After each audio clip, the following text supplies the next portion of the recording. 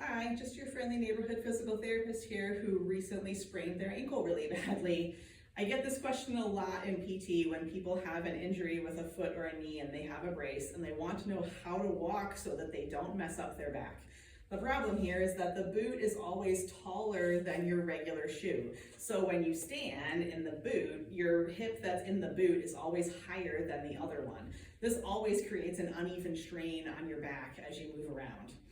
In order to try to minimize that change, I usually recommend 3 different types of walking with the boot on, and it's nice if you can switch between the 3 different types of walking so that no one thing gets too tired.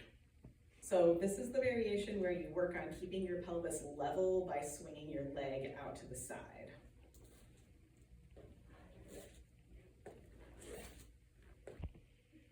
This variation gives your hips a little bit of a break by doing some marching. For this variation, the foot that's not in the boot is actually going to stay up on the toe a little bit. This allows you to really practice weight bearing correctly through the foot that's in the boot as you're walking past.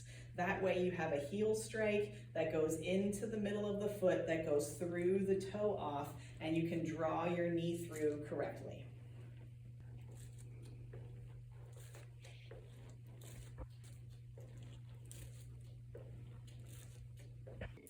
When you're setting your crutches up to be the correct height for you, you want to set them up so that without this top part touching your armpit, you're going to reach your hand down, and the handle should actually be lined up with where your wrist falls. This is the correct spot for it to be. So when you're holding both crutches, they're going to be slightly out from here, and the crutch is not actually going to touch your armpit, and you're going to keep your hands down here. Your elbow should be slightly bent in this position so that you're not locked out, putting pressure through the elbow joint or through the shoulders. When you're putting your weight onto the crutches, you don't want to let your shoulders ride up to your ears, and you also don't want to lean your armpits onto the crutch. So you want to support yourself by pushing down into the ground with a slightly bent elbow, keeping your shoulders down.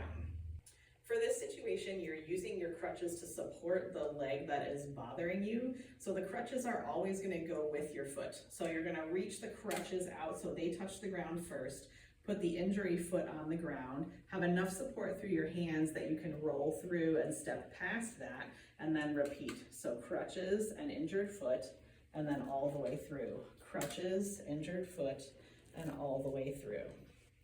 If you're not allowed to put your injured leg on the ground, you're going to use the crutches to create the motion that that leg would create. So instead of moving my leg forward, I'm going to move the crutches forward, and then I'm going to swing the other leg through. You want to make sure that you keep your shoulders down and depressed so that your shoulders don't end up in your ears by the time you get to the end of your walk.